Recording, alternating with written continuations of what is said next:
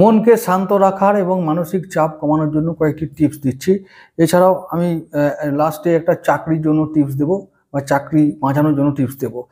তো প্রথম যে টিপসটা সেটা হলো যে মানসিক চাপ কমানোর জন্য এবং মনোসংযোগ করার জন্য। সেটা হলো যে তর্জনীতে, এই যে আমাদের তর্জনী দেখতে পাচ্ছি, এই তর্জনীতে আমাদের একটা রূপোর আংটি পরতে হবে যাদের মন অস্থির। আর কি করতে হবে, অনামিকা, এই অনামিকাতে একটা সোনার আংটি পরতে হবে। এটা হলো মনোসংযোগ করার একটা, মানে রবি ও চন্দ্রকে ব্যালেন্স করার সব থেকে সোজা উপায়। আত্মা ও মন এদের মধ্যে ব্যালেন্স থাকবে, তাহলে মন শান্ত থাকবে।